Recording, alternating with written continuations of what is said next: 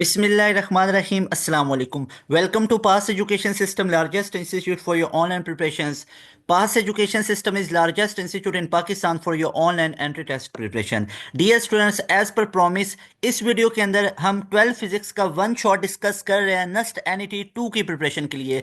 चाहे तो आप लोगों ने आगे जो भी फेब के मंथ में आपका नस्ट का एनईटी 2 आ रहा है या एनईटी 3 आ रहा है या एनईटी 4 आ रहा है, जो 2025 के लास्ट पे इंशाल्लाह इंशाल्लाह दिसंबर के अंदर एनईटी 1 होगा, एनईटी 1 भी होगा। तो इन तमाम ईयर्स के, इस तमाम साल के जितने भी, इस साल के जितने भी एनईटीज आगे आएंगे, तो उसके लिए वीडियो आप लोगों को हाईली रिकमेंडेड है, इसको लाजमी तौर पे सुनिएगा। लेकिन रिमेंबर स्टूडेंट, इस वीडियो के अंदर मैं डिस्कस करूंगा 12 फिजिक्स के न्यूमेरिकल बेस्ड क्वेश्चंस वाले पोर्शन को। यानी कि जैसे मैंने आप लोगों को इससे पहले एक वन शॉट अपलोड हमने किया था जिसके अंदर मैंने नस के एनईटी के 11 फिजिक्स के कैलकुलेशन बेस वाले करवाए थे, वो वीडियो भी जाके लाजमी तौर पे भी आप लोग देख सकते हैं। उस वीडियो के अंदर भी ये तमाम 11 फिजिक्स के हमने न्यूमेरिकल बेस्ड क्वेश्चन डिस्कस किए थे, और इस वीडियो के अंदर हम 12 फिजिक्स के न्यूमेरिकल बेस्ड चीजों को डिस्कस करेंगे। Remember student, remember.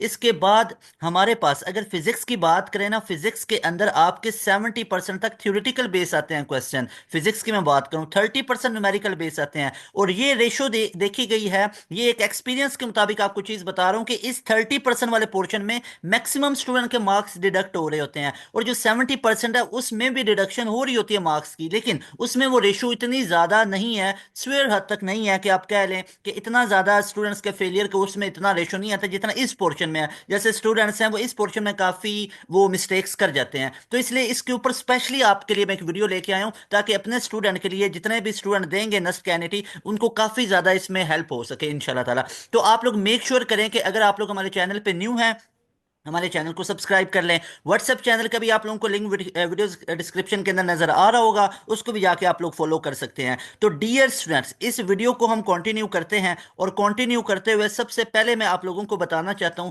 कि किन किन टॉपिक्स को करके जाना है। तो सबसे पहले वो तमाम स्टूडेंट्स जिनके एक माइंड सेट ये बना हुआ है कि हमने सिर्फ और सिर्फ कुछ सिलेक्टिव चीजें करके चले जाना तो हमारा नस्ट का टेस्ट क्लियर हो जाएगा, तो ये सिलेक्टिव वाला वर्ड अपने माइंड से निकाल दो, सिलेक्टिव वाला।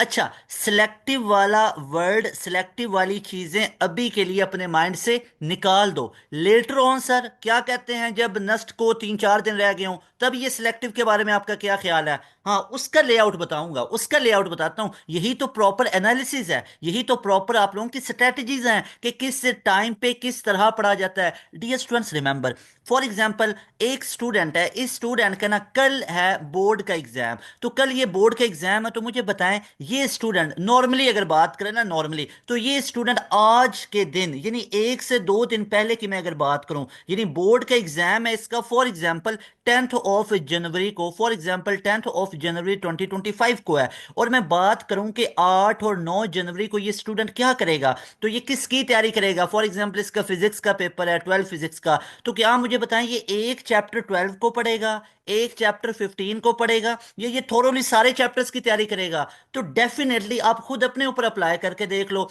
तो डेफिनेटली इन 2 दिन में आप पूरे का पूरा सिलेबस रिवाइज करोगे ना।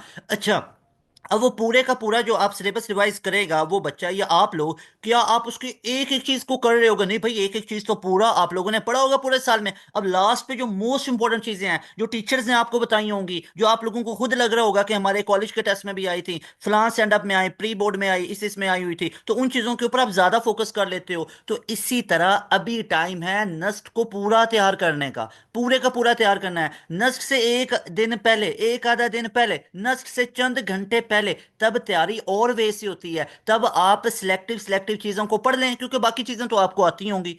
ये इन दिनों में आप लोगों ने अच्छे से तैयारी की होगी। तो ये जो स्ट्रेटजीज मैं आप लोगों के साथ शेयर कर रहा हूं, ये उन स्टूडेंट ने भी अप्लाई की। हम भी अपने स्टूडेंट को इस तरह सारी सजेशन दे रहे होते हैं कि मेरा भाई, मेरी बहन, अभी ये टाइम है, पूरी चीजें करो, पूरी पढ़ो। एंड पे जब कुछ दिन आप लोगों के रह गए हुए तब सिलेक्टिव कर लो। क्या आप लोगों ने पूरा ड्यूरेशन सिलेक्टिव चीजें की? नहीं भाई, आपने तो सारी चीजें पढ़ी, सारा।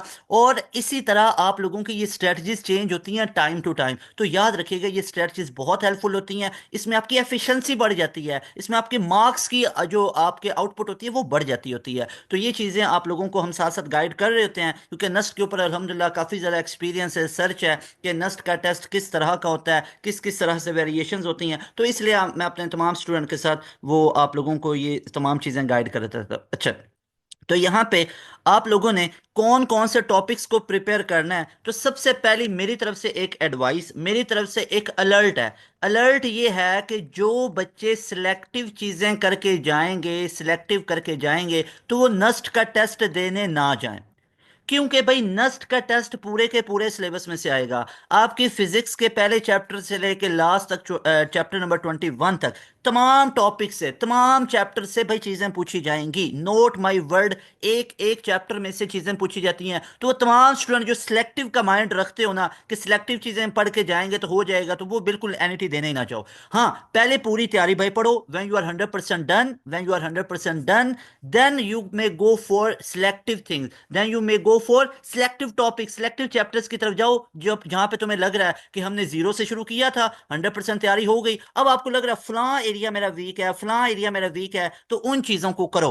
ठीक है, तो उन चीजों को करो, ना कि सिर्फ उन्हीं को करो, ना कि सिर्फ उन्हीं को करो। तो ये जो चीजें मैंने आपके साथ डिस्कस की, आई होप आप लोगों को इनकी समझ आई होगी। तो ये कुछ टॉपिक्स हैं जहां से कैलकुलेशन बेस वाले क्वेश्चंस पूछे जाते हैं, वो मैं टॉपिक्स आपको बता रहा हूं। यहाँ पे सिर्फ बात होगी 12 फिजिक्स की। 11 फिजिक्स के अंदर मैंने वो तमाम चीजें आप लोगों को बता दी थी। तो भाई 12 फिजिक्स में ना आप लोगों का चैप्टर नंबर 12 न्यूमेरिकल बेस चीजें आती हैं।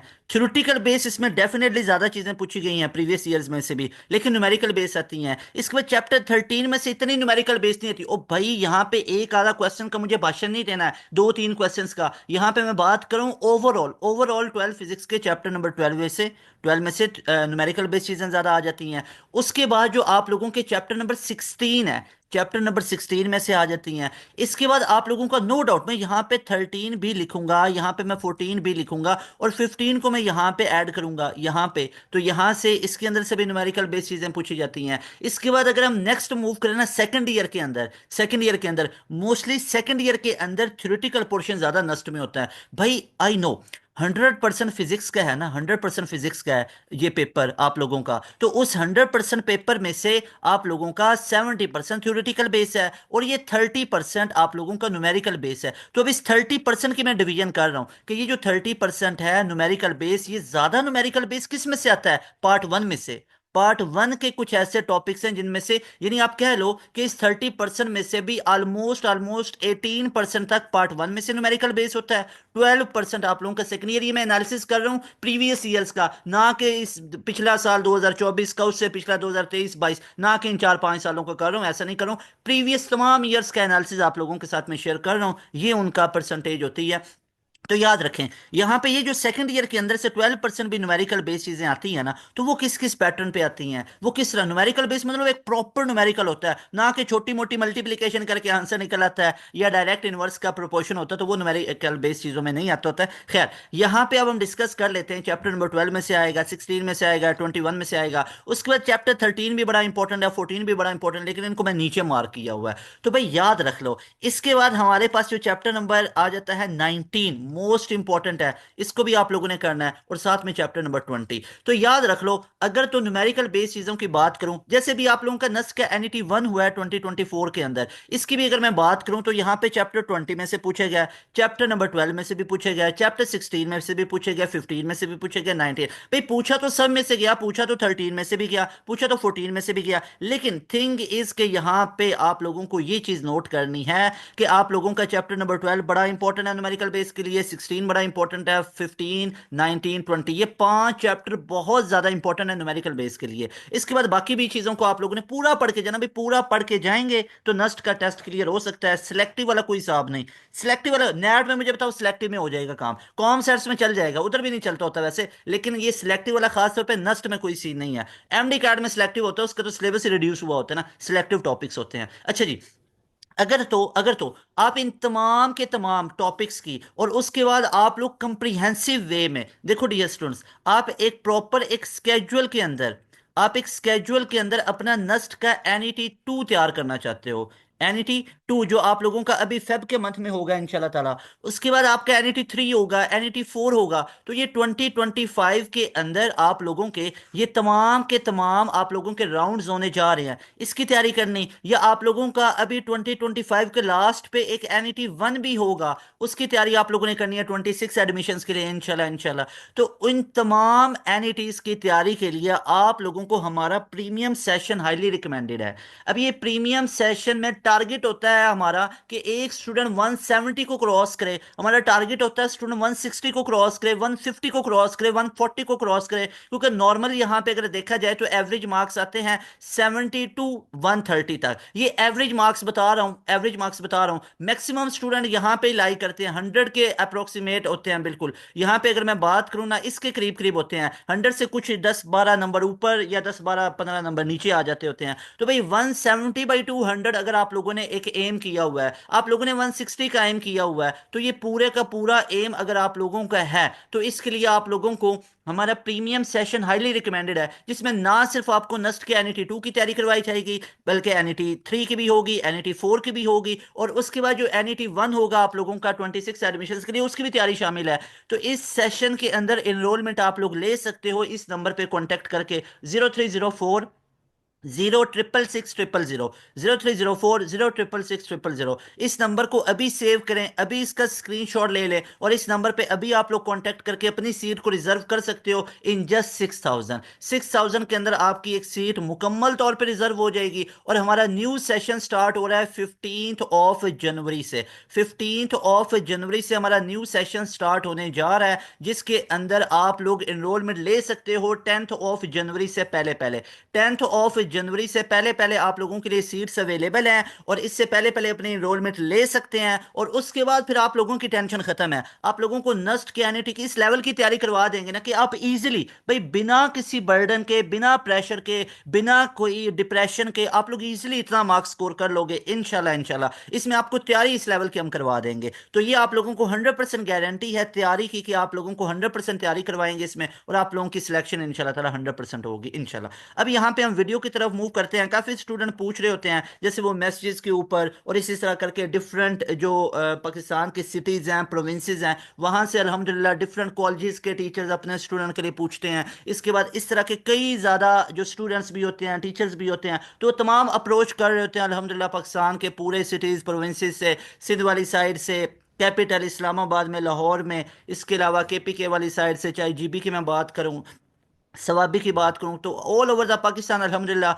हमारे पास स्टूडेंट्स आ रहे होते हैं, अपने एनरोलमेंट ले रहे होते हैं। तो इस एक वीडियो के अंदर मैंने ये तमाम चीज़ें आप लोगों को दोबारा से बता दी, कोशिश करता हूं हर एक वीडियो के अंदर ही आप लोगों को ये तमाम चीज़ें बता दूं। स्क्रीन के ऊपर भी आप लोगों को नंबर शो हो रहा है, इस नंबर पर कॉन्टैक्ट करके आप अपनी सीट आज ही, अभी की डेट में, अभी आज की डेट में रिजर्व कर सकते हो। देखें डियर स्टूडेंट्स, अब हम एक एक चैप्टर को पकड़ेंगे और उसके न्यूमेरिकल बेस्ड चीज़ों को करते जाएंगे। भाई ऐसा नहीं है यहाँ पे 8 10 12 MCQs में लिख के आ जाऊं और उन्हीं को ही बस ऊपर आप लोगों के सामने लिखे हुए हैं, उन्हीं के ऊपर बस मैं कर्सर फिरता जाऊं कि भाई ये इसमें हुआ हुआ। तो ऐसा तो मेरी तबीयत में ऐसा नहीं होता है। मैं जरा से बिल्कुल जैसे कहते नहीं है ऐसे टीचर कि बिल्कुल अपने मूड में पढ़ाने वाला बंदा हूं कि मेरे सामने पूरा एक ब्लैंक पेज रखो और जितना मैंने लाइफ में कोई सीखा हुआ है ना नस्ट के बारे में, I am just a student, I am student, मैं टीचर तो हुई नहीं ना, मैं कहता हूँ मैं ये टीचर, टीचर तो बहुत बड़ी हस्तियां थी जो गुजर चुकी हैं। तो यहाँ पे तो I am just little student, मैं साइंस का स्टूडेंट हूँ। तो ये तमाम चीजें मैं आप लोगों को ब्लैंक पेज पे समझाया करूंगा। भाई मुझसे वो चीजें नहीं होती कि मैं ऐसे 8 10 MCQ लेके आ जाऊं और उसका मैं आप लोगों को मंजन बेचना शुरू कर दूं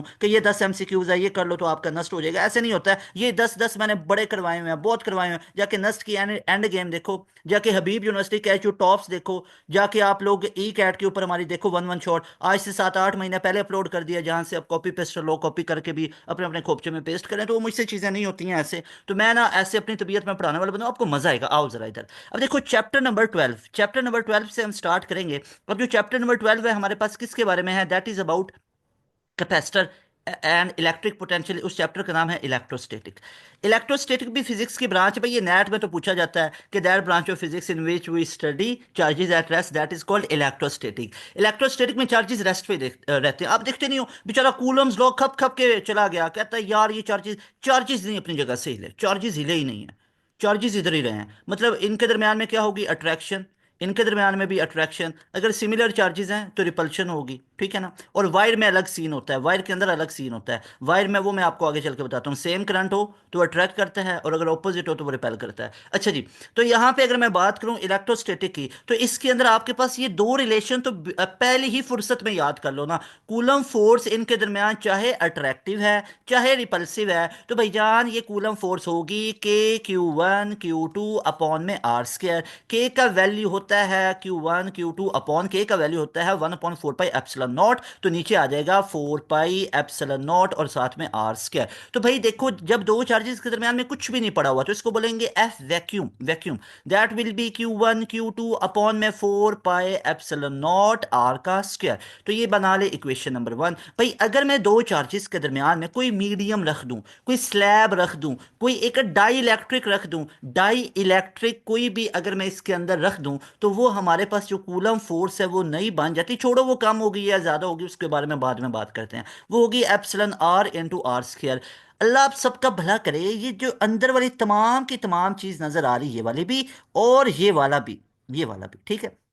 इस पूरे की अगर बात करूं तो क्या ये इस इक्वेशन नंबर 1 के इक्वल नहीं है? बिल्कुल इक्वल है। तो भाई F medium is equal to, इस पूरे की जगह पे क्या लिख लो, एफ वैक्यूम लिख लो, और नीचे में एप्सिलॉन आर आ जाएगा। तो भाई इसको क्यों नहीं याद कर रहे? क्या मसला है आप लोगों को? ये पूरा एक रिलेशन याद रख लो। उसके बाद अब इससे आपको पता क्या चला सर, वो बताए ना। एप्सिलॉन आर की वैल्यू पता चल गई मेरे भाई मेरी बहन, एफ वैक्यूम अपॉन में एफ मीडियम। तो पहली चीज, अगर आपसे ये क्वेश्चन अब नस्ट में कई दफा पूछा गया, कई दफा, ठीक है। अब यहां पे देखो, अब एक नस्ट के अंदर क्वेश्चन था कि जब दो चार्जेस के दरमियान में if there is nothing in between two charges either they are attractive और repulsive, we are not concern about the charge on these charges, we are concern about there are two charges, there are two charges, और वो charges हैं तो either the force will be attractive और repulsive. We are actually concern about force of attraction और repulsion, और वो coulomb force हमें बता रहा है, कूलम्स लॉ बता रहा है। तो भाई देखो, अगर दो चार्जेस के दरमियान में कुछ भी नहीं पड़ा हुआ और उसके दरमियान जो कूलम फोर्स एक्ट की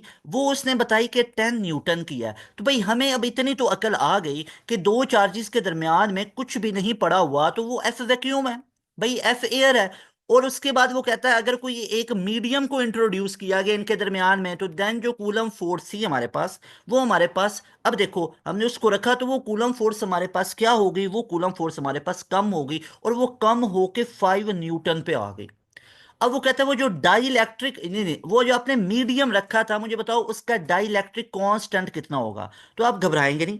भाई एफ वैक्यूम कितना दिया हुआ, कैसे सर पता चला एफ वैक्यूम है? उसने तो जिक्र भी नहीं किया भाई। उसने कहा there is no medium in between two charges and the Coulomb force that was experiences by two charges that was equal to 10 newton. तो भाई एफ वैक्यूम में 10 न्यूटन ऊपर रखी, एफ मीडियम जब डाई इलेक्ट्रिक रखा तो कम होगी 5, तो डाई इलेक्ट्रिक का वैल्यू कितना आया? That will B 2। तो याद रख लो डाई इलेक्ट्रिक का वैल्यू 2 निकल आया। तो इससे हमें एक और चीज भी तो पता चली कि अगर हम डाई इलेक्ट्रिक को इंट्रोड्यूस करें दो कैपेसिटर की प्लेट्स के दरमियान में, तो हमारे पास कूलम फोर्स कम हो जाती है। ये कभी भी नहीं भूलना है। अब इसके बाद एक क्वेश्चन आप लोग भी ये मुझे करके दिखाएं कि अगर मैं आपसे कहता हूं कि एक डाई इलेक्ट्रिक कांस्टेंट को इंट्रोड्यूस किया गया दो चार्जेस के दरमियान में और इसका डाई इलेक्ट्रिक कांस्टेंट 4 था, और ये हमेशा ग्रेटर देन 1 होता है। डाई इलेक्ट्रिक कांस्टेंट की वैल्यू हमेशा ग्रेटर देन 1 होगी, कभी भी नेगेटिव में नहीं होगी। अगर नेगेटिव में चली गई तो ये तो पूरा ही रिवर्स प्रोसेस हो जाएगा कि डाई इलेक्ट्रिक रखने से फिर जो कूलम फोर्स है वो ज्यादा होने लग जाएगी। तो भाईजान कूलम फोर्स कम होती है डाई इलेक्ट्रिक रखने से, इसलिए ये हमेशा ग्रेटर देन 1 होता है। उसके बाद मुझे बताओ कि अगर हमारे पास इस डाई इलेक्ट्रिक कांस्टेंट को रखा गया था और जो कूलम फोर्स मैयर की गई थी वो हमारे पास थी 40 न्यूटन की, तो मुझे बताओ अगर मैं इस डाई इलेक्ट्रिक को हटाऊंगा तो हमारे पास जो न्यू कूलम फोर्स आएगी वो मुझे बताओ। आप सबसे पहले बोलोगे सर ये जो आप न्यू कूलम फोर्स कह रहे हो इसको एफ वैक्यूम बोल दो, एफ वैक्यूम बोल दो। क्यों बोला? क्योंकि भाई जब आपने डाई इलेक्ट्रिक को हटाया, दो चार्जेस के दरमियान में कुछ में भी नहीं आया, कुछ भी नहीं आया, तो एफ वैक्यूम ही तो बनेगी। तो याद रख लो यहां पे हमारे पास एक रिलेशन पड़ा, एफ वैक्यूम अपॉन में एफ मीडियम, एफ मीडियम। तो भाई डाई इलेक्ट्रिक कांस्टेंट 4 का था, F vacuum we have to find, और यहां पे ये हमारे पास 40 का था। अच्छा जी, अब इसको मल्टीप्लाई करेंगे तो एफ वैक्यूम हमारे पास कितना आ जाएगा? 400 और 4 4 जा 16, तो 160 न्यूटन की फोर्स, बहुत ज्यादा आ गई, बहुत ज्यादा आ गई। तो ये हमारे पास कूलम फोर्स इतनी आ गई। तो भाई याद रख लो जब डाई इलेक्ट्रिक रखोगे, जब डाई इलेक्ट्रिक कांस्टेंट को रखोगे तो जो हमारे पास कूलम फोर्स है, जो कूलम फोर्स है वो कम होगी, याद रख लो। अगर डाई इलेक्ट्रिक को हटाओगे तो कूलम फोर्स ज्यादा हो जाती है। इसके बाद एक इसी के सिमिलर हमारे पास कैपेसिटर के रिलेटेड होता है। ये मैं आप लोगों को तभी तो साथ साथ टॉपिक पढ़ाता हूँ, जो सेशन के अंदर भी स्टूडेंट है उधर तो बहुत ज्यादा फिर कंप्रीहेंसिव डिटेल के अंदर आपको तमाम चीजें बताई जाती है ना। अब यहाँ पे तो आप लोगों को टू द पॉइंट जहां पे वो चीजें आप लोगों की काफी हेल्प करने की कोशिश कर रहा हूँ। पर वहां पे अब जाहिर बात है एक लेक्चर पे अब 1 घंटा लगाना और एक लेक्चर पे 10 मिनट लगाना, अब ये दोनों बराबर तो नहीं ना होते हैं, ठीक है, तो डिफरेंस तो बहुत ज्यादा होता है। अच्छा, अब कैपेसिटर के अंदर भी याद रख लो जो डाई इलेक्ट्रिक कांस्टेंट का बनता है, वैसे याद रख लो कैपेसिटेंस क्या होती है, ये हमारे पास होती है ए एप्सिलॉन नॉट अपॉन में डी, ये होती है सी वैक्यूम। अगर मैं बात करूं सी मीडियम, अगर दो कैपेसिटर के दरमियान में कोई मीडियम इंट्रोड्यूस किया जाए तो ये हो जाता है A epsilon not epsilon R upon में डी। तो अल्लाह आपका भला करे, यहाँ पे ए एप्सिलॉन नॉट अपॉन में डी, यहाँ पे ये किसके इक्वल है, ये सी वैक्यूम के इक्वल है। तो भैया सी मीडियम और मेरी बहना C medium equal to A epsilon not upon में डी है, तो ये पूरा तो सी वैक्यूम के इक्वल है। तो भाई C vacuum multiply by epsilon R, epsilon R. तो यहाँ पे अब बात कर लेते हैं एप्सिलॉन आर किसके इक्वल आया, ये आया सी मीडियम, सी मीडियम अपॉन में सी वैक्यूम, सी मीडियम अपॉन में सी मीडियम अपॉन में सी वैक्यूम। तो यहां पे इसको नोट कर लिया। सर इससे तो हमें पता चला कि हमारे पास एप्सिलॉन आर आ गया सी मीडियम अपॉन में सी वैक्यूम। तो सर इससे तो पता चला डाइलेक्ट्रिक रखेंगे, तो डाइलेक्ट्रिक रखेंगे तो हमारे पास डाइलेक्ट्रिक रखेंगे तो हमारे पास जो कैपेसिटेंस है वो बढ़ जाएगी, कैपेसिटेंस हमारे पास बढ़ जाएगी, ये आप लोगों ने याद रख लेना। अच्छा जी, इसके बाद यहां पे सेम भाई सेम सिनेरियो चलेगा, सेम सिनेरियो चलेगा। सर कैसा सेम भाई सिनेरियो चलेगा ना मेरे भाई मेरी बहन के, वहां पे वो पूछेगा, ये आपसे वो नेस्ट के अंदर ऐसे क्वेश्चन आए होते हैं कि अगर आपके पास फॉर एग्जांपल अब डाई इलेक्ट्रिक कांस्टेंट है टू वैल्यू वाला, और यहां से अगर मैं कह दूं आपसे कि इस डाई इलेक्ट्रिक को आप लोगों ने रखा और जो आपके पास कैपेसिटेंस आई थी वो आपके पास कैपेसिटेंस की वैल्यू आई थी फॉर एग्जांपल 10 में, ठीक है, 10 माइक्रोफेरिड में आई थी। अब मुझे बताओ इसको हटाया गया, तो अब मुझे बताओ कितना हो गया, हटाया गया तो मतलब सी वैक्यूम पूछ रहा है, और ये क्या था, ये सी मीडियम था, तो भाई परेशानी वाली तो बात ही नहीं है। इसकी जगह पे 2 पुट करो, सी मीडियम कितनी थी, 10 थी, और ये सी वैक्यूम आप लोगों को फाइंड आउट करना है। तो C vacuum will be equal to 10/2, तो ये हमारे पास हो गया 5 का, ये हमारे पास हो गया 5 का। तो इन तमाम चीजों को आप लोगों ने अच्छे से नोट कर लेना है। डियर स्टूडेंट्स, नेक्स्ट हम मूव करते हैं। जैसे हमने ये कैपेसिटर का और कूलम्स लॉ का पढ़ा, तो ये हमारे पास टॉपिक बहुत इंपॉर्टेंट है, इसमें से भी क्वेश्चन आए होते हैं। इसके बाद अगर मैं बात करूं चैप्टर नंबर 12 की, तो यहाँ पे इलेक्ट्रिक पोटेंशियल बहुत इंपॉर्टेंट है। Electric potential one of the favourite topic है अगर आप बात करें नस्ट के अंदर। अब इलेक्ट्रिक पोटेंशियल के अंदर किस किस तरह से क्वेश्चन आ जाते हैं, तो याद रखिए डियर स्टूडेंट्स, ये दो चीज़ें बहुत इंपॉर्टेंट है, एक इलेक्ट्रिक पोटेंशियल और एक इलेक्ट्रिक फील्ड। इन दोनों का कंपैरिजन मैं आप लोगों के साथ शेयर करता हूं। अब याद रखिए, हम यहाँ पे जो टॉपिक डिस्कस कर रहे हैं वो हम तमाम के तमाम डिस्कस कर रहे हैं जो न्यूमेरिकल बेस होंगे। अब इलेक्ट्रिक पोटेंशियल हमारे पास क्या होता है एट गिवन पॉइंट, तो ये होता है हमारे पास के क्यू अपॉन में आर। तो यहाँ से आपको पता चला कि जब भी डिस्टेंस बढ़ेगा तो इलेक्ट्रिक पोटेंशियल की वैल्यू कम होगी। इसी तरह हमारे पास जो इलेक्ट्रिक फील्ड होता है in term of negative of potential gradient, ये हमारे पास होता है माइनस डेल्टा वी अपॉन में डेल्टा आर। फॉर एग्जाम्पल अगर मैं यहाँ पे एक चार्ज को इंट्रोड्यूस करूँ, अब ये चार्ज हमारे पास पॉजिटिव है, तो इससे लाइंस किधर को निकलेंगी, बाहर को निकलेंगी। अब आप देख सकते हो कि नियर टू द चार्ज, जब चार्ज के हम करीब होते हैं तो यहाँ पे हमारे पास फील्ड भी स्ट्रांग होता है, और ये तमाम की तमाम लाइंस क्या होती हैं, यूनी डायरेक्शनल होती हैं। तो आप यहाँ से कुछ चीज़ों को यहाँ से इलाबरेट कर सकते हो और कुछ रिजल्ट्स को यहाँ से निकाल सकते हो कि नियर टू द चार्ज, और you can say nearer to the charge, कि जब हम चार्ज के करीब होते हैं। फॉर एग्जाम्पल आप इतने रीजन को अगर देखो, ये जिसको मैंने ग्रीन के साथ हाईलाइट किया है, तो इस रीजन में आपको नज़र आएगा कि यहाँ पे फील्ड बहुत स्ट्रॉन्ग है, बिकॉज यहाँ से इसका पॉइंट चार्ज से, यानी अगर मैं बात करूँ पॉइंट चार्ज जो कि हमारा ये पॉजिटिव चार्ज है, इस पॉइंट चार्ज से डिस्टेंस कम है। तो जब डिस्टेंस कम होगा तो पोटेंशियल की वैल्यू ज़्यादा होगी। इसी तरह जब डिस्टेंस कम है तो हमारे पास इलेक्ट्रिक फील्ड भी स्ट्रांग होगा। और याद रखो, हमारे पास ये इसके साथ इन्वर्स में रिलेटेड होता है। और अगर आपको इलेक्ट्रिक फील्ड निकालना पड़ जाए तो उसकी वैल्यू होती है के क्यू अपॉन में आर स्क्वायर। तो इन दोनों में कंफ्यूज नहीं होना, एक हमारे पास इलेक्ट्रिक पोटेंशियल है के क्यू अपॉन आर, पॉजिटिव के लिए प्लस के क्यू अपॉन आर और नेगेटिव के लिए माइनस के क्यू अपॉन आर। इसी तरह इलेक्ट्रिक फील्ड होता है के क्यू अपॉन आर स्क्वायर। तो इन तमाम चीज़ों को भी आप लोगों ने याद रखना है। फॉर एग्जाम्पल यहाँ पे अगर मैं कहता हूँ रेशो किसके इक्वल होगी, पोटेंशियल और इलेक्ट्रिक फील्ड की। अब ये देखो, आप पोटेंशियल और इलेक्ट्रिक फील्ड की रेशो निकालोगे तो पोटेंशियल को तो ऊपर रख लो, दैट इज के क्यू अपॉन में आर, और डिवाइड किस पे करना है, इलेक्ट्रिक फील्ड पे, जो कि के क्यू अपॉन आर स्केयर है। अब यहाँ पे ये तो हमारे पास के क्यू अपॉन में आर आ गया, जब मल्टीप्लाई करूंगा तो आर स्केयर अपॉन के क्यू आएगा, तो ये के क्यू से कैंसिल, आर आर से। तो याद रखिएगा V अपॉन ई यानी पोटेंशियल, इलेक्ट्रिक पोटेंशियल और इलेक्ट्रिक फील्ड की रेशो डिस्टेंस के इक्वल आती है। अब इस तरह की वेरिएशंस भी आप लोगों से नस्ट के अंदर पूछी जा सकती हैं। इसके बाद अगर हम नेक्स्ट मूव करें डियर स्टूडेंट्स, तो हमारे पास चार्जिंग और डिस्चार्जिंग के रिलेटेड चीज़ें आ जाती हैं। कि अगर फॉर एग्जांपल अब चार्जिंग और डिस्चार्जिंग के रिलेटेड ना स्टूडेंट थोड़ा सा कंफ्यूज हो जाते होते हैं कि चार्जिंग और डिस्चार्जिंग को हमने कैसे देखना है। तो यहाँ पे देखें, एक टेक्निकल पॉइंट है, उसको हम डिस्कस करते हैं। कि अब देखो, अगर मैं कहता हूँ आपके पास आर सी कहते हैं टाइम कांस्टेंट, ये वो टाइम होता है जो किसी भी कैपेसिटर को चार्ज या डिस्चार्ज करने के लिए लगता है। यानी किसी कैपेसिटर को 63% तक चार्ज करने के लिए जो हमें टाइम चाहिए, दैट इज टाइम कांस्टेंट। और टाइम कांस्टेंट हमारे पास आर सी किसके इक्वल होता है, ये ठीक है, क्योंकि ये टाइम कांस्टेंट ही तो है। अब यहाँ पे डिफरेंट वैल्यूज देके टाइम कांस्टेंट पूछा जा सकता है। और दूसरा मेन इसमें ये आता है कि अगर आपके पास आर सी की वैल्यू स्मॉल है, मतलब टाइम कांस्टेंट थोड़ा है, तो चार्जिंग क्या होगी, चार्जिंग फास्ट होगी। तो यहाँ पे हम क्या कहेंगे कि चार्जिंग और डिस्चार्जिंग हमारे पास क्या होगी, वो फास्ट होगी। इसके बाद अगर हमारे पास आर सी यानी टाइम कांस्टेंट की वैल्यू लार्ज है, तो लार्ज है तो मतलब स्लो चार्जिंग हो रही है। भाई थोड़ा टाइम लग रहा है तो मतलब चार्जिंग फास्ट हो रही है, और आर सी का वैल्यू लार्ज है तो हमारे पास स्लो चार्जिंग और डिस्चार्जिंग होगी। तो ये कॉन्सेप्ट्स भी आप लोगों ने याद रख लेने हैं। अच्छा जी, इसके बाद हम नेक्स्ट मूव करते हैं। तो डियर स्टूडेंट्स, हमारे पास आ जाता है chapter number 13।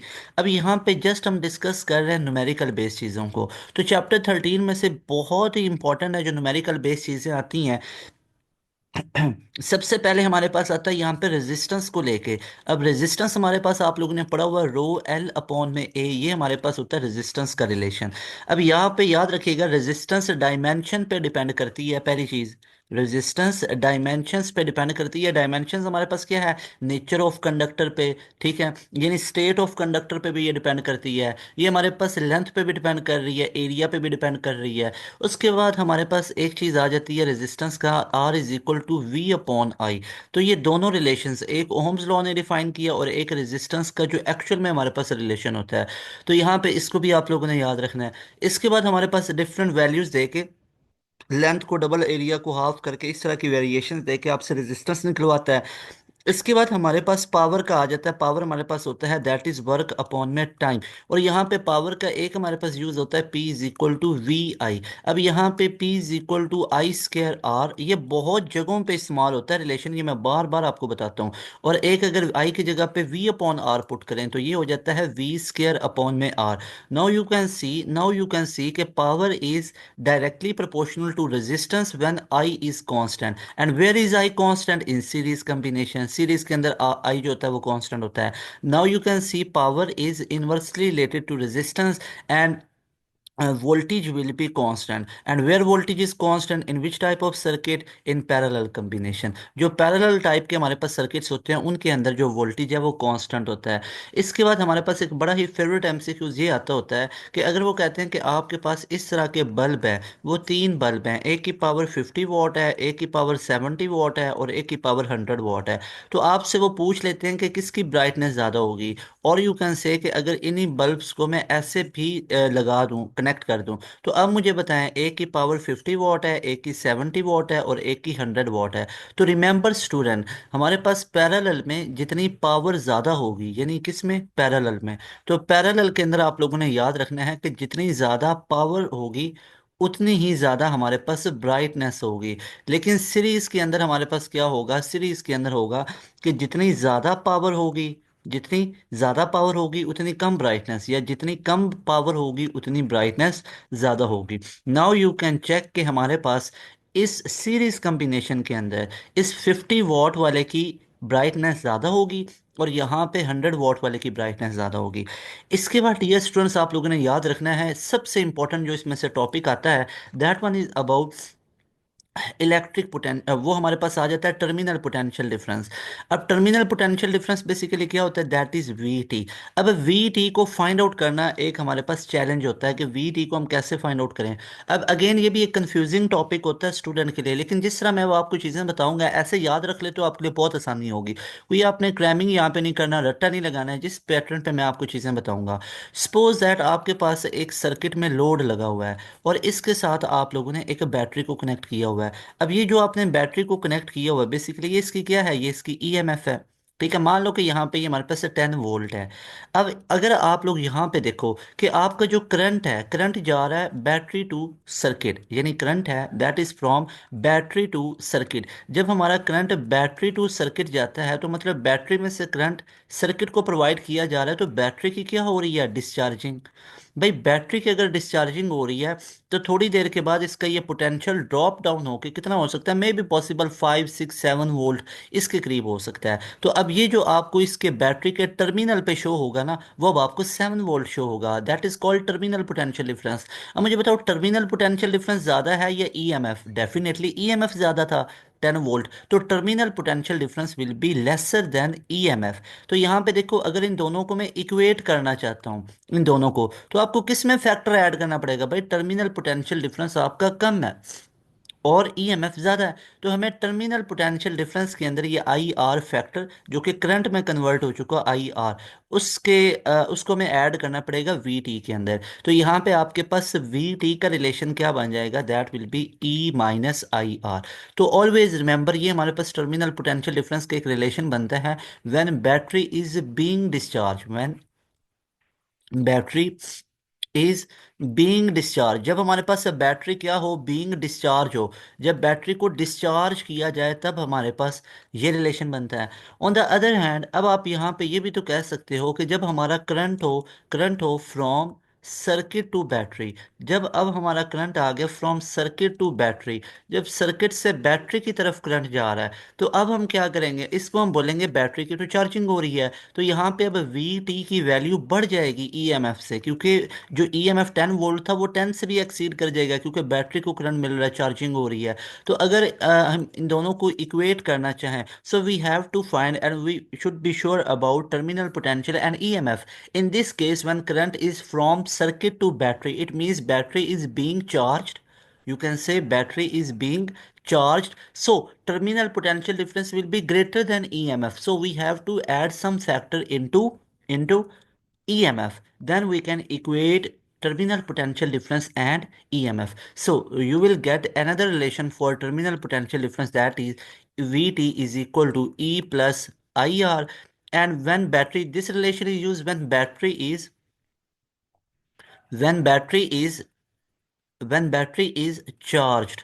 And the second relation we have discussed earlier, that was Vt is equal to E minus IR, that is used when battery is being discharged, when battery is being discharged. Always remember these two topics are most important for your NET as well ECAT, NET as well ECAT। ये दोनों topics आपके ई cat में तो सबसे ज़्यादा दफ़ा यहाँ से क्वेश्चंस पूछे गए हैं। अगर मैं एनईटी की बात करूँ तो एनईटी में भी यहाँ से काफ़ी दफ़ा क्वेश्चन आया, अनफॉर्चुनेटली यहाँ पे, या यू कैन से फॉर्चुनेटली जिन्होंने नहीं पढ़ा होगा, एनईटी 1 2024 में यहाँ से क्वेश्चन नहीं पूछा गया लेकिन प्रीवियस ईयर्स में यहाँ से पूछे गए, क्योंकि यहाँ पे हम तैयारी कर रहे हैं नस्ट के एनईटी 2 की, जो हमारा नस्ट का एनईटी 2 फेब के अंदर होने जा रहा है। ये अगर आप लोगों ने एनईटी 3 देना है 2025 का अभी जो आ रहा है, उसके बाद एनईटी 4 भी देना है, तो ये तमाम की तमाम चीज़ें आपके लिए बहुत ज़्यादा रिकमेंडेड है। नेक्स्ट हमारे पास आ जाता है chapter number 14। Always remember chapter number 14 हमारे पास इलेक्ट्रोमैग्नेटिज्म के बारे में है और इसके अंदर हमारे पास दो फोर्सेस बहुत इंपॉर्टेंट है, यहाँ से बड़ी दफ़ा क्वेश्चंस आए हुए हैं। अभी एनईटी 1 की भी बात करूँ, एक है F is equal to I L B sine of theta, और एक हमारे पास है F is equal to Q into V cross B. ठीक है, तो यहाँ पे आप लोगों ने याद रखना है जो हमारे पास ये फोर्स है, ये होती है force on current carrying conductor. ये है ऑन कंडक्टर, यानी किसी कंडक्टर पे जिसमें से करंट पास कर रहा है उस पर कितनी फोर्स लगती है, वो इतनी लगती है, F is equal to I L P.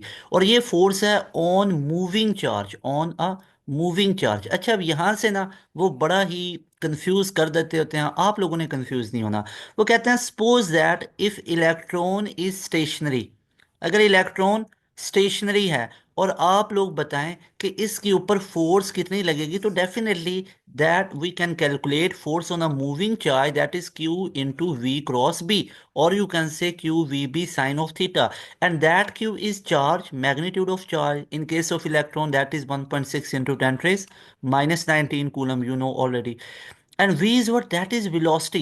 Remember, dear student, when electron is stationary, the velocity will be zero, and zero into something that gonna be zero ना. तो यहाँ पे पूरा का पूरा फोर्स हमारे पास जीरो होगी। तो इसलिए इन चीज़ों से भी आपने कंफ्यूज नहीं होना। उसके बाद न्यूट्रॉन न्यूट्रल होता है। If I say that neutron is moving through a potential difference और it is moving through a non uniform magnetic field, what will be the force by field on neutron? Always remember, you are going to calculate force on a particle, and that particle is what? That is neutron ना। तो neutron पे तो कोई charge ही नहीं होता है, neutron is a neutral. तो zero into something that must be equal to zero. तो न्यूट्रॉन के केस में भी हमारे पास फोर्स क्या होगी? In case of neutron, neutron के केस में भी हमारे पास फोर्स क्या होगी? That will be zero. और इसके बाद अगर कोई स्टेशनरी चार्जेस हैं तो उसके केस में भी क्या होगी? जीरो। तो ये कैलकुलेशन बेस हमारे पास इस तरह की चीज़ें पूछ लेते होते हैं कैलकुलेशंस के अंदर। ऑन द अदर हैंड अब एक सिंपल चीज़ आ जाती है कि आपको वो चार्ज इलेक्ट्रॉन का बता देता है, you know that value of charge on electron, velocity electron की आपको दी जाती है, मैग्नेटिक फील्ड आपको बता दी जाती है, you have to find force, you can easily find out by using this relation. इसके बाद हमारे पास आ जाता है नेक्स्ट वन, वो हमारे पास आ जाता है इलेक्ट्रोमैग्नेटिक इंडक्शन के बारे में, चैप्टर नंबर 15 के अंदर से। अब याद रखिएगा चैप्टर नंबर 15 है हमारे पास इलेक्ट्रोमैग्नेटिक इंडक्शन के बारे में। अब इलेक्ट्रोमैग्नेटिक इंडक्शन में से ना हमारे पास ईएमएफ के बारे में बड़ी चीज़ें पूछी जाती हैं, क्योंकि ये दोनों चैप्टर ईएमएफ के साथ क्लोजली लिंक्ड हैं। अब ईएमएफ हमेशा हमारे पास पैदा होता है whenever there is a change in flux. जब भी चेंज इन फ्लक्स होगा तो ईएमएफ पैदा होगा, और ये मैं किसने बताया था? ये फेराडेज लॉ ने भी इक्वेशन दी थी। फेराडेज लॉ ने कहा था कि EMF induce in any conductor that will be directly related to rate of change of flux. ये rate of change of flux की डायरेक्टली प्रोपोर्शनल होगा।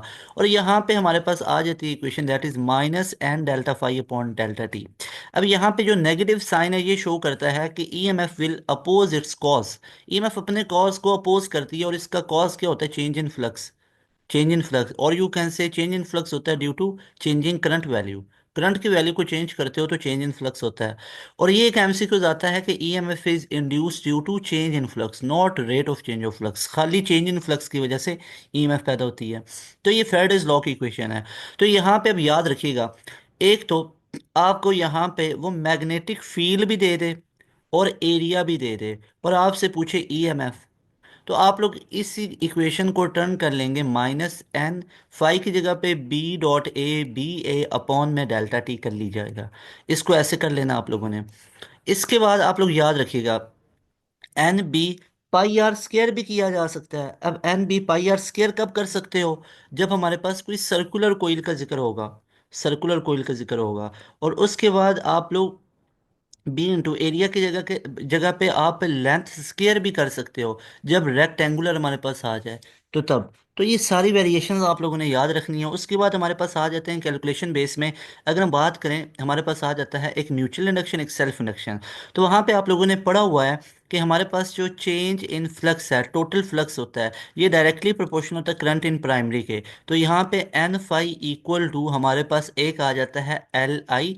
और इसी तरह एक रिलेशन आप लोगों ने पढ़ा था, that was N S phi S equal to M I P. तो ये दोनों मतलब एक ही है। इसका मतलब एक ही है कि अगर आप लोग, एक हमारे पास किसके लिए आ जाता है?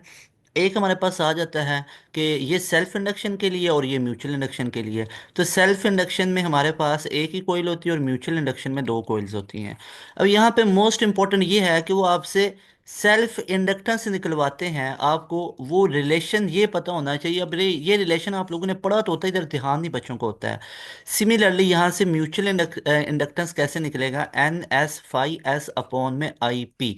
तो ये तमाम की तमाम चीज़ों को भी डियर स्टूडेंट्स, मेरे भाइयों मेरी बहनों, याद रखना आप लोगों ने।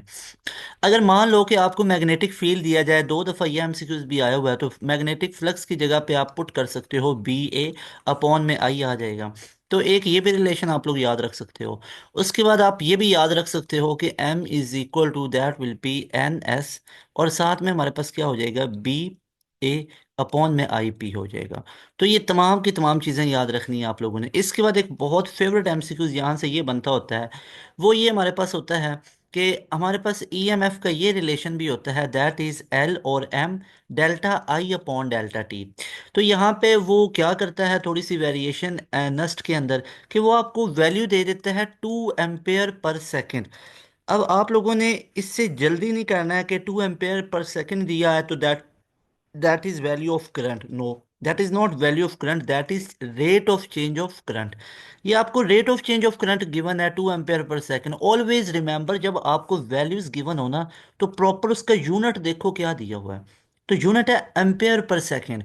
तो एम्पेयर पर सेकेंड तो delta I upon delta T, यानी आई अपॉन टी होगा ना, तो ये rate of change of current है। अगर आपको सेल्फ इंडक्टेंस का भी वैल्यू यहाँ पे दे दिया जाए, और मैं आपसे कह देता हूँ फॉर एग्जांपल इसका हेनरी होता है, तो that is 4 henry for example, 4 milli henry. तो आपको ईएमएफ फाइंड आउट करना है, you will use relation L I upon में डेल्टा टी। तो यहाँ पे आप देखोगे एल की जगह पे 4 पुट किया इंटू टू, तो ये हमारे पास ईएमएफ का वैल्यू कितना होगा, 8 वोल्ट होगा। तो ये इस तरह के क्वेश्चंस भी आप लोगों को देखने को मिलते हैं जो कि नस्ट के अंदर आए हुए हैं। इसके बाद डियर स्टूडेंट्स मैं बात करूँ तो हमारे पास चैप्टर नंबर 16 आ जाता है। अब जो चैप्टर नंबर हमारे पास 16 है ना, चैप्टर नंबर 16 बेसिकली बहुत ही इंपॉर्टेंट फेवरेट टॉपिक है। और यहाँ पे हमारे पास दो रिलेशन है, v is equal to V not sine of theta. अब अगर मैं बात करूँ एनईटी 1 2024 की, यहाँ से क्वेश्चन आया हुआ था। अगर मैं आपसे कहूँ find out V R M S की वैल्यू निकालो, where V is equal to 10 sine of omega T. You know that that is the value of VRMS. That is actually a relation for VRMS. V is equal to V naught sine of theta. But we are not sure about the value of time as well, angular velocity. So how is this possible to find VRMS? And other relation we know, that is VRMS equal to V naught upon square root 2. Or you can say that is zero point 0.7 into V naught. Actually, square root 2 that is equal to 1.41, and 1 upon 1.41 that will give you zero point 0.7. So we know that is v is equal to v naught sine of theta, or you can say that is now v is equal to v naught sine of omega t. By comparing this main equation and the second equation, we will come to know the value of v naught, that will be 10. So we can put v naught equals to 10. So by using this value in above relation, you can easily find out VRMS. That will be v naught 10 upon square root 2. Or you can say VRMS will be 0.7 into 10, and the answer will be 7 volt. All right, everybody clear? तो ये question dear students आप लोगों ने याद रखने हैं, ऐसे variations में दिए होते हैं। अच्छा जी, उसके बाद हमारे पास नेक्स्ट एक इसी में से टॉपिक बनता है, इसी में से एक एमसीक्यूज बनता है, दैट इज एक्चुअली कि if you are given the value of frequency, value of frequency, if you are given, not you have to find value of frequency, if you are given the value of frequency, if you are given the value of frequency, for example that is 10 hertz or cycle per second or vibration per second, you have to find omega will be equal to, omega is equal to 2 pi into f. So remember, you can easily find out the value of omega. Dear students एक चीज याद रखिएगा, आप लोगों ने पूरे 2 साल में एफएससी को पढ़ा हुआ है, आपने ए लेवल को पढ़ा हुआ है, आपने ए लेवल को पढ़ा है 2 साल, उसके आप लोगों ने 25 टॉपिक्स पढ़े, आपने उसके सब टॉपिक्स पढ़े पूरे 2 साल में, फिजिक्स के तमाम आपने एफएससी में उसके टोटल 21 चैप्टर्स पढ़े। तो ऑलवेज रिमेंबर डियर स्टूडेंट्स, चीज़ें सारी आप लोगों ने पढ़ी होंगी होंगी ये बेसिक। उधर इशू क्या बनता है कि बच्चे को पता नहीं चलता कि what I have to apply correct relation for this situation, यानी इस सिचुएशन के लिए मुझे एग्जैक्ट कौन सा रिलेशन अप्लाई करना है। यहाँ पे मैं आपको उसी चीज़ की प्रैक्टिस करवा रहा हूँ, ऑलवेज रिमेंबर, ये छोटी छोटी चीज़ें जिनकी तरफ मैं आपका ध्यान दिलवा रहा हूँ। मेरा टारगेट ये है, हमारा टारगेट ये है कि बच्चा जब नस्ट में बैठे ना, तो वो उसके माइंड में भला क्या चल रहा होता है। भाई फिजिक्स ही तो नहीं है, फिजिक्स का एक चैप्टर 16 का ये एक छोटा सा टॉपिक ही तो नहीं है। अब एक बच्चा जब नस्ट में बैठता है, ये मेरी एडवाइसेस आप लोगों ने हमेशा याद रखनी है। एक बच्चा जब एनईटी में बैठता है ना, उसका टेस्ट सॉल्व करने नस्ट के अंदर, तो अब उसके माइंड में चल रहे हैं चैप्टर 25 या 21 चैप्टर्स उसके माइंड में चल रहे हैं। केपीके वाली बोर्ड से उसने पढ़ा हुआ है, जिधर से भी ऑलमोस्ट 30 मेन ऐसे टॉपिक्स हैं जो फिजिक्स के मेन टॉपिक्स की बात करूं। I am not talking about सब टॉपिक्स, मैं मेन टॉपिक्स की बात कर रहा हूँ। ऑलमोस्ट फिजिक्स के 30 टॉपिक्स फिजिक्स के बनते हैं, इंक्लूडिंग योर पार्ट 1 पार्ट 2। तो 30 टॉपिक्स हैं एफएससी में, no doubt there are 21 topics, 21 chapters हैं आप लोगों के। तो मैं मेन टॉपिक्स की बात करूं तो 30 टॉपिक्स आपके बनते हैं तमाम, मैं बोर्ड्स को अगर कंबाइन करूं तो उसके माइंड में वो 30 टॉपिक्स भी चल रहे हैं। उसके माइंड में जनाब फिजिक्स का ये तमाम चल रहा है, उसके माइंड में मैथ भी चल रहा है। अब ये तो उसके माइंड में क्या चल रहा है, फिजिक्स, साथ में उसके माइंड में मैथ भी तो चल रहा है। अब मैथ के ऑलमोस्ट ऑलमोस्ट उसके 25 मेन टॉपिक्स हैं। भाई मैं सब टॉपिक्स नहीं कह रहा हूँ, मेन टॉपिक्स वो उसके माइंड में चल रहे हैं, मेन टॉपिक्स हैं, उसके आगे सब टॉपिक्स हैं। जैसे डेरिवेटिव है ना, तो उसमें चेन रूल है, पावर रूल है, क्वोशंट रूल है, डेरिवेटिव ऑफ हायर पावर है। तो तमाम के तमाम इंटीग्रेशन है, इस तरह एनालिटिकल ज्योमेट्री है, इस तरह आपका कोनिक सेक्शन है, पैराबोला हाइपरबोला एलिप्स है, उसकी एक्सेंट्रिसिटी, उसके एसिम्टोट्स वगैरह को निकालना, तो पूरा उसके माइंड में चल रहा है। साथ में इंग्लिश के भी ऑलमोस्ट उसके माइंड में 18 से 20 टॉपिक चल रहे हैं। No doubt spelling check, synonym, antonym, vocabulary के क्वेश्चन ज़्यादा आते हैं, लेकिन उसके माइंड में इंग्लिश के भी ऑलमोस्ट 20 तक टॉपिक्स चल रहे हैं। तो अब आपने ना, आपने डियर स्टूडेंट्स एक चीज़ तो श्योर है, आप लोगों ने ये 30 टॉपिक्स फिजिक्स के भी आप सब ने पढ़े हुए हैं। आप लोगों ने मैथ के भी वो तमाम टॉपिक्स पढ़े हुए हैं। आपने वो इंग्लिश के भी तमाम टॉपिक्स पढ़े हुए हैं। अब यहाँ पे एक चीज़ 100% श्योर है कि you are familiar to these 30 topics, you are familiar to 25 topics from maths, you are familiar to 20 topics of English। लेकिन अब यहाँ पे मामला ये आता है, you have to just manage these all topics, इनको डाइजेस्ट करना और इनको मैनेज करना।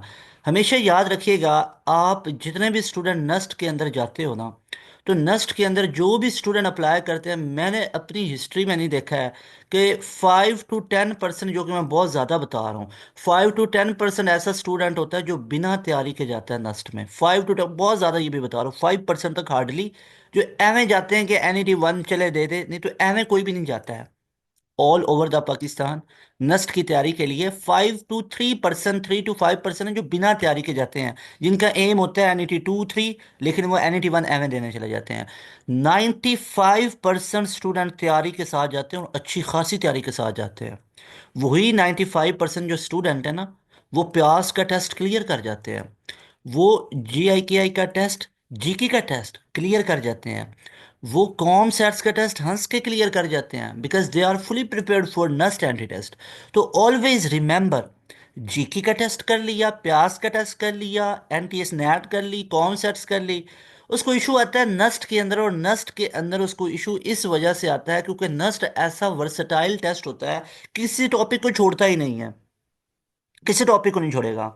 अभी आपके मैथ के 100 MCQs है ना, तो वो 100 MCQs तमाम के तमाम चैप्टर्स में से आए हुए हैं, तमाम चैप्टर्स। आपके फिजिक्स के 40 MCQs, 60 MCQs हैं, तो वो आपके तमाम के तमाम तमाम चैप्टर्स में से आए हुए हैं। अब आपको जस्ट उन चीज़ों को मैनेज करना है। मैनेज करने के लिए मैं आपको ये तमाम टेक्निक्स बता रहा हूँ कि कैसे चीज़ें आएंगी, तो उनको आप लोगों ने कैसे कैसे सॉल्व करना है। आप पता है क्या, बच्चे की तैयारी अच्छी होती है, वहाँ पे कंफ्यूज डिप्रेशन में खुदा न खास्ता चले जाते हैं। वहाँ पे मैं देखता हूँ कि बच्चों का काफ़ी फीडबैक होता है कि डिप्रेस हो जाते हैं, समझ नहीं आती। तो it's all about your management, not time management. आप खुद को मैनेज करो, अपने तमाम टॉपिक्स को मैनेज करो। टाइम मैनेजमेंट तो कोई इशू ही नहीं है। याद रखो, एक मैं आपको बात बताऊं, आप सारे स्टूडेंट कहते हो ना कि टाइम मैनेजमेंट में इशू है, तो वो आपको एक्चुअली टाइम मैनेजमेंट में इशू नहीं होता है। There is a need to manage your all topics. आपको नीड है अपने उन तमाम टॉपिक्स को करने की। कैसे? जैसे आपके माइंड में अगर फ्रीक्वेंसी गिवन है और ओमेगा निकालना है, आपके माइंड में फौरन ये रिलेशन आना चाहिए। अगर इसी तरह आपके माइंड में वेलोसिटी के रिलेशंस आने चाहिए, सेंट्रीपिटल फोर्स के फौरन से क्लिक करना चाहिए, तो इसका मतलब है आपके ऑल टॉपिक्स को मैनेज करने की जरूरत है। टाइम तो खुद ही मैनेज हो जाएगा जब ये चीज़ें फिंगर टिप्स पे होंगी, पड़ी होंगी सब कुछ। तो इसलिए आपको मैं यहाँ पे एडवाइस करना चाहूँगा, इन तमाम टॉपिक्स की अपने तौर पे ऐसे ऐसे प्रैक्टिस शुरू करो। जिस तरह मैं आपको गाइडलाइन दे रहा हूँ, इसको एज इट इज़ आप लोग फॉलो करो। इन्हीं चीज़ों को करके हमारे पास स्टूडेंट 160 प्लस में लाइन है, 170 प्लस में जाते हैं। तो ये तमाम के तमाम जितनी भी चीज़ें आपको मैं बता रहा हूँ, इनको अच्छे तरीके से आप लोगों ने डियर स्टूडेंट्स मानना है, फॉलो करना है। आपके लिए इंशाल्लाह ताला बहुत फ़ायदा हो जाएगा। अच्छा, अब इसके बाद हम मूव करते हैं नेक्स्ट, और मैं आपको तमाम चीज़ें बाकी करवा देता हूँ।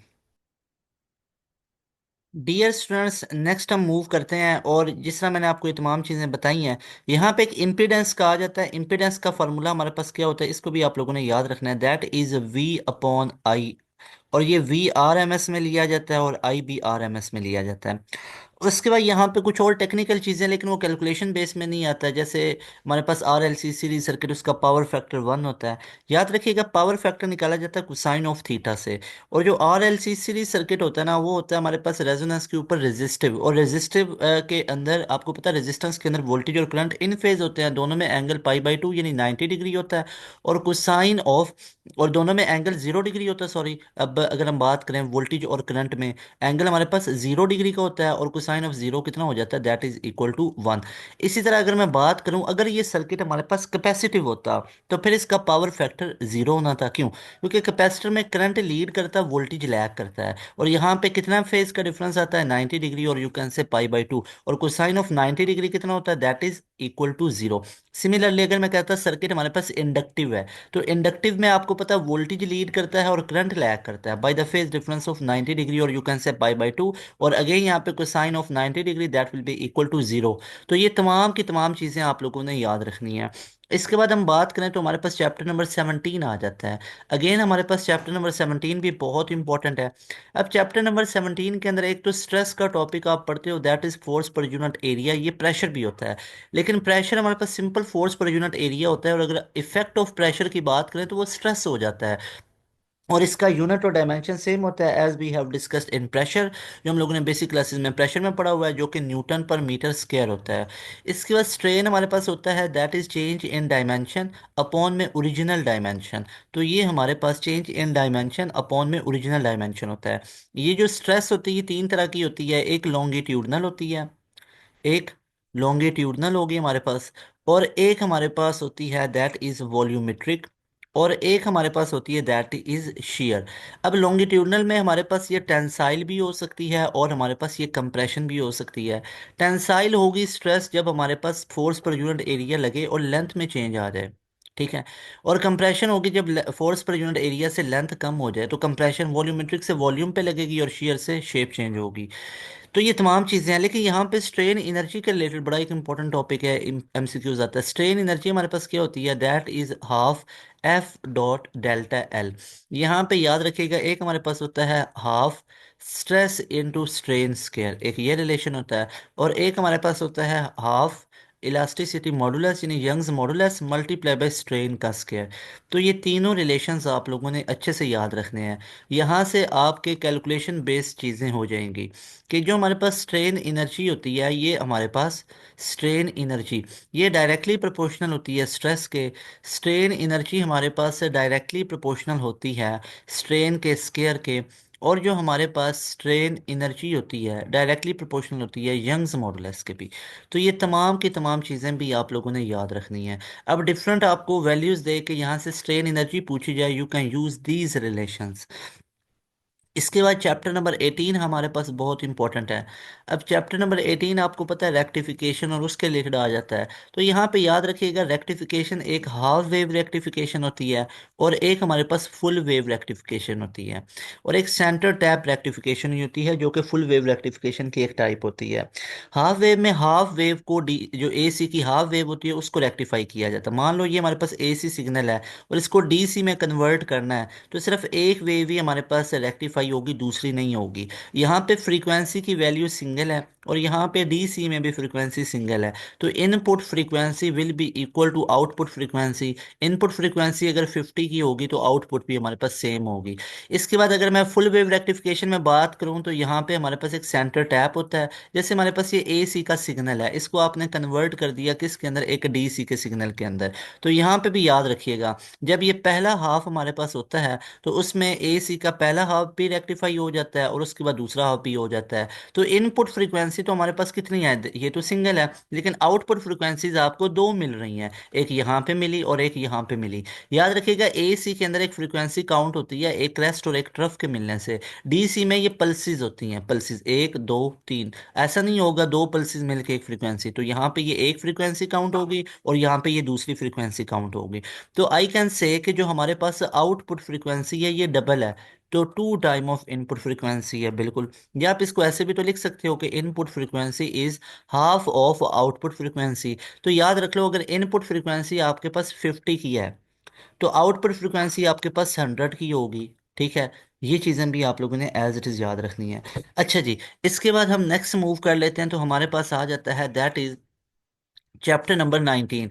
अब चैप्टर नंबर 19 में हमारे पास आप लोगों ने ये तीन टॉपिक्स तो लाजमी तौर पे करने होते हैं। एक हमारे पास होता है फोटो इलेक्ट्रिक इफेक्ट, एक हमारे पास होता है कॉम्पटन्स इफेक्ट और एक हमारे पास होता है पेयर प्रोडक्शन। याद रखिएगा, फोटो इलेक्ट्रिक इफेक्ट में क्या होता है, लाइट के फोटोन, यानी जो फोटोन है उसके इलेक्ट्रिक यानी करंट वाले इफेक्ट को पढ़ते हैं। जो करंट होता है उसको आईपी बोला जाता है, फोटो करंट। अब इसके अंदर आप लोगों ने याद रखना है, जो हमारे पास एच एफ एनर्जी होती है ये किसकी इक्वल होती है, ये हमारे पास एच एफ नॉट प्लस में काइनेटिक एनर्जी मैक्सिमम के इक्वल आ जाती है। अब ये हमारे पास आइंस्टाइन ने जो इक्वेशन दी थी, इसकी मदद से हम फाइंड आउट कर सकते हैं काइनेटिक एनर्जी मैक्सिमम को भी। तो काइनेटिक एनर्जी मैक्सिमम का वैल्यू क्या निकलेगा, दैट विल बी, ये एच एफ नॉट उधर चला जाएगा तो एच कॉमन आ जाएगा, तो H into F minus F not. तो ये एक इक्वेशन को आप लोगों ने मेरे भाइयों मेरी बहनों याद रख लेना है। तो यहाँ पे अगर मैं बात करूँ तो काइनेटिक एनर्जी फ्रीक्वेंसी के डायरेक्टली प्रोपोर्शनल है, कि भाई जितनी आप इंसिडेंट फोटोन की फ्रीक्वेंसी को बढ़ाएंगे तो उसके बाद जो एमिटेड इलेक्ट्रॉन होंगे ना मेटल की सरफेस से, उनकी काइनेटिक एनर्जी उतनी ज़्यादा हो जाएगी। लेकिन यहाँ पे एक और बड़ी मज़े की चीज़ है, मैं आपको एक छोटा सा प्रूफ करके देना चाहता हूँ कि अगर मैं फ्रीक्वेंसी को फॉर एग्जांपल, पहले यहाँ पे मैं जो एफ है ये मैं कर देता हूँ फॉर एग्जांपल 2f0, यानी मैंने जो मेन फ्रीक्वेंसी है वो फंडामेंटल फ्रीक्वेंसी का 2 टाइम है। तो काइनेटिक एनर्जी मैक्सिमम मेरे पास कितने निकलेगी, यू विल कैलकुलेट कि वो निकलेगी एच इंटू इस एफ की जगह पे 2f0 माइनस एफ नॉट, तो एफ नॉट आ गई, तो एच एफ नॉट निकली। अब मैंने फ्रीक्वेंसी को कितना कर दिया, पहले मैंने कितना किया था 2f0, अब मैं ये एफ कर दिया 4f0। यानी कि क्या मैंने फ्रीक्वेंसी को डबल किया, यस। पहले फ्रीक्वेंसी मैंने कितनी ली थी, पहले तो जनाब मैंने फ्रीक्वेंसी ली थी 2f0, अब मैंने 2f0 से 4f0 कर दिया है। तो अब देखते हैं, अब अगर मैं काइनेटिक एनर्जी मैक्सिमम निकालूंगा तो वो कितनी निकलेगी। तो अब काइनेटिक एनर्जी मैक्सिमम हमारे पास निकलेगी, that will B H into 4f0 minus F not, तो ये हो जाएगी 3h f नॉट। तो अब चेक करो, अब हमारे पास कितनी होगी 3h f नॉट। अब देखो, होना तो ऐसे चाहिए था ना कि जब आप फ्रीक्वेंसी को डबल कर रहे हो तो ये एच एफ नॉट आ गई। तो अब होना तो ऐसे चाहिए था कि आपने आपने 2f0 से 4f0 क्या की, फ्रीक्वेंसी को डबल किया। तो ये भी हमारे पास एच एफ नॉट से 2h f नॉट होनी चाहिए थी ना, लेकिन ये तो 2 टाइम से भी ज़्यादा यानी 3h f नॉट हो गया है। तो इसका ये मतलब है कि जब भी आप फ्रीक्वेंसी को, जो हमारे पास इंसिडेंट फोटोन की फ्रीक्वेंसी है, इसको ज़्यादा करेंगे तो काइनेटिक की एनर्जी उस ज़्यादा से भी ज़्यादा होगी। मिसाल के तौर पे आप इस फ्रीक्वेंसी को 2f0 करो तो काइनेटिक एनर्जी के एक वैल्यू आएगी आपके पास, ठीक है, काइनेटिक एनर्जी के एक वैल्यू। लेकिन जब आप इस फ्रीक्वेंसी को 4f0 करोगे तो काइनेटिक एनर्जी भी अब हमारे पास यहाँ से 2 से 4 डबल किया है ना, तो काइनेटिक एनर्जी क्या होगी, मोर देन डबल होगी, मोर देन डबल यानी 3h f नॉट आएगी, जो कि अभी मैंने प्रूफ भी आपको करके दिखाया। तो इस वजह से इसका ग्राफ जब भी आप डिस्कस करोगे तो वो जीरो से भी आगे से स्टार्ट होता है, यानी कि ऐसी तमाम क्वांटिटीज जिनका रिलेशन कुछ इस तरह से हो, उनका ग्राफ जीरो से भी आगे से स्टार्ट होता है। तो यहाँ से इसका करके यहाँ पे जीरो लाइन है, तो इस काइनेटिक एनर्जी मैक्सिमम का ग्राफ यहाँ से स्टार्ट होगा, ऑलवेज रिमेंबर। इसके बाद डियर स्टूडेंट्स हमारे पास आ जाता है कॉम्पटन इफेक्ट। कॉम्पटन इफेक्ट है कि वेवलेंथ में जो चेंज आता है, वेवलेंथ हमेशा बढ़ेगी, पहले कम होती है फोटोन की फिर बढ़ जाती है, क्योंकि इसकी एनर्जी कम हो जाती है, फ्रीक्वेंसी कम तो वेवलेंथ ज़्यादा।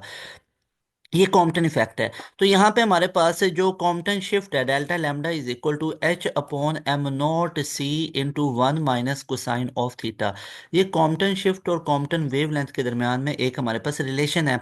अब यहाँ पे ये एमसीक्यूज आता है कि किस एंगल पे हमारे पास कॉम्पटन शिफ्ट मैक्सिमम होगी। तो अगर आप थीटा यहाँ पे पहले 0 डिग्री पुट करो, इसमें मैक्सिमम नहीं होगी, पहले सुनते जाएं। Delta lambda is equal to H upon M not C into one minus cosine of zero, that will be one. 1 minus 0, 1 minus 1 into that will be 0, to 0 into something that will be 0। ठीक है, cosine 91 cosine 0 1 हुआ तो 1 minus 1 0, 0 into something that will be 0। इसके बाद अगर आप theta 90 put करोगे तो you know that delta lambda that is H upon M not C into one minus cosine of 90 that will be 0, तो 1 minus 0 that will be 1। So Compton shift will be equal to Compton wavelength. ठीक हो गया, किस पे, at theta equal to 90 degree. And then if you take theta equal to 180 degree, इस पे Compton shift maximum होगी and that will be two time of Compton wavelength. How it will be two time of Compton wavelength, you can say कि 1 minus cosine of 180 that will be -1, and -1 into -1 that gonna be +2 ना। तो यहाँ पे delta lambda that will be equal to two time of H upon M not C. You can see and you can relate, like if theta is equal to 0 degree now, there will be no Compton shift, and if theta is 90 degree now, then Compton shift will be equal to Compton's wavelength. Similarly, when theta is taken 180, the Compton shift will be two time of Compton wavelength, and it has been there in NUST and it has so many times as well in ECAT questions। ECAT के questions में भी ये काफ़ी दफ़ा देखने को मिला। Next chapter is chapter number 20। अब chapter number 20 is one of दो चैप्टर्स जहाँ जहाँ से कैलकुलेशन बेस्ड क्वेश्चंस आए हुए हैं, और कुछ सिंपल से भी। जैसे अब आपको पता है कि एक लाइमन सीरीज है।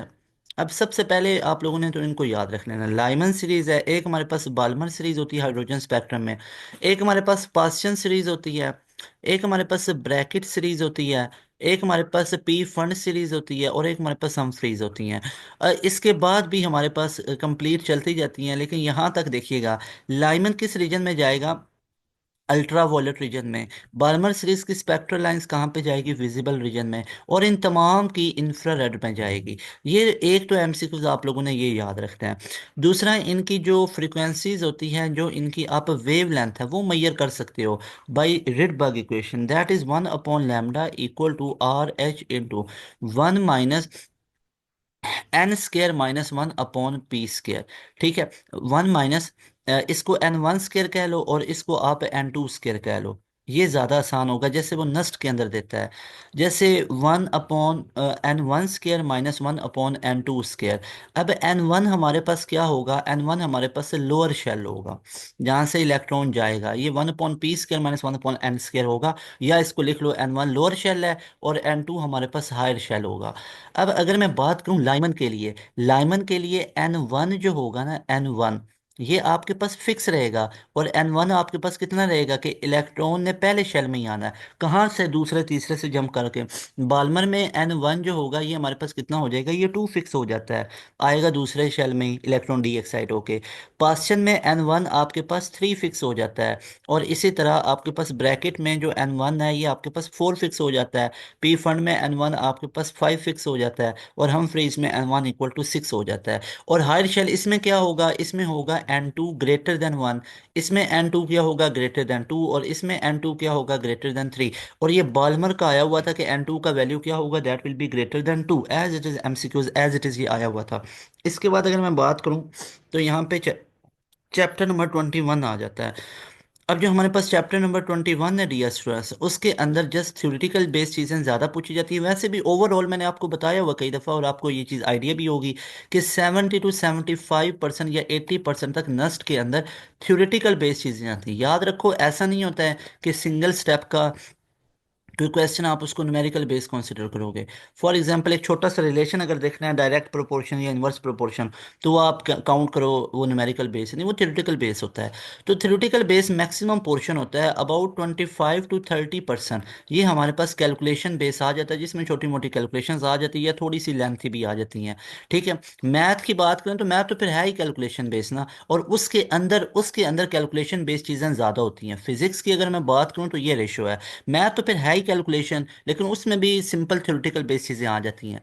डियर स्टूडेंट्स रिमेंबर, अगर आप लोग एक प्रॉपर वे में, अपने प्रॉपर वे में अगर आप लोग अपने एंट्री टेस्ट की तैयारी करना चाहते हो, अपने नस्ट की तैयारी करना चाहते हो, तो पास एजुकेशन सिस्टम का प्रीमियम सेशन अभी शुरू होने लगा है। न्यू प्रीमियम सेशन बिल्कुल न्यू है। न्यू मतलब जहाँ पे सिलेबस आपका तमाम स्टार्ट से होगा, इसको आप लोग अभी ज्वाइन कर सकते हो। वैसे तो हर मंथ हमारे प्रीमियम सेशंस अल्हम्दुलिल्लाह आ रहे होते हैं।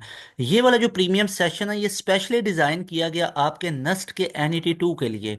अगर आप लोगों ने अपना नस्ट का NET 2 तैयार करना है जो कि फेब के लास्ट पे होने जा रहा है, या अगर आप लोगों ने अपना NET 3 तैयार करना है, आप लोगों ने अपना NET 4 तैयार करना है, तो इन तमाम नस्ट के एंट्री टेस्ट के लिए ये आप लोगों को पास एजुकेशन सिस्टम का प्रीमियम सेशन हाईली रिकमेंडेड है।